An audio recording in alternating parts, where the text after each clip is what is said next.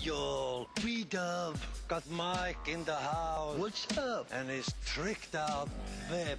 What does this do? It sucks in air. It's definitely sucking.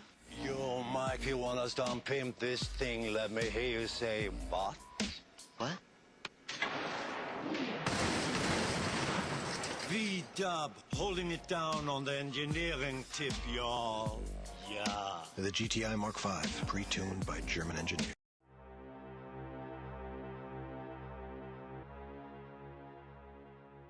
This is a Volkswagen Karmann Ghia.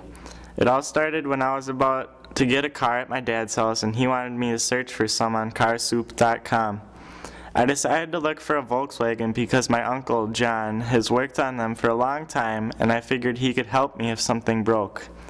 I came across a 1974 Volkswagen Karmann Ghia and I loved the car and I knew that that was the one that I wanted. I showed my dad and he absolutely hated it, so I decided to show my mom and my stepdad. My stepdad, Jim, thought it was cool that I was getting into the older cars. He said to keep searching for them and that we could stop at a couple on our drive down to Florida for vacation. I thought that was so cool and that I would be able to see a Karmann Ghia in person. Just about every night at the hotel that we stayed in, I would check the Karmann Ghia Classifieds website. I saw one that was located in Tennessee. Jim said, sure, we can go see it, but I have to do all the work. He made me call the guy, get the information about the car, and get the directions on where to find it. We stopped to see the 1965 Ghia Coupe, and it just wasn't what I was looking for. We kept on going with our trip. I saw one in North Carolina that was a convertible, so now I was really excited. He was iffy about going there, but we were having so much fun seeing the cars that he went out of his way, probably 3 or 5 hours, to see it. Jim and I went up to the car and it needed a lot of work. I still loved it, and he thought it was way too much work, so we walked away from that car too. Finally, the family got back to Wisconsin, and a person emailed me about a 1971 Ghia Coupe in St. Cloud, Minnesota. It looked good in the pictures, so we went to go see it. It was the one. We brought it back home the next day, and Jim helped me put it on blocks and showed me how to change the oil, change the spark plugs, and clean the distributor cap. All of that seems really easy to me now because I have gone through almost everything in that car and taken it out.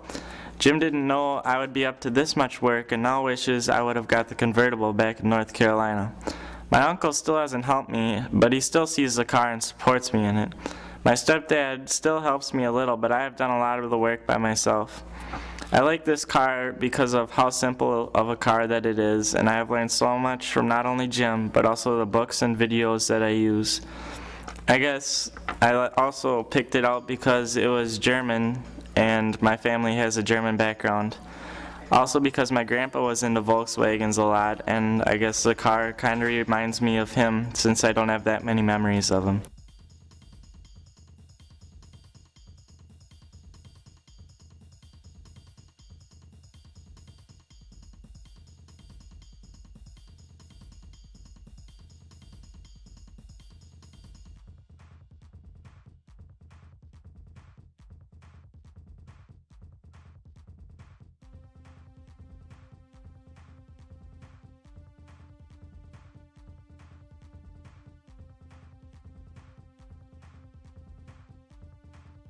I have so much planned for this car, and I know exactly what I want it to look like. Now it's just a matter of going through it.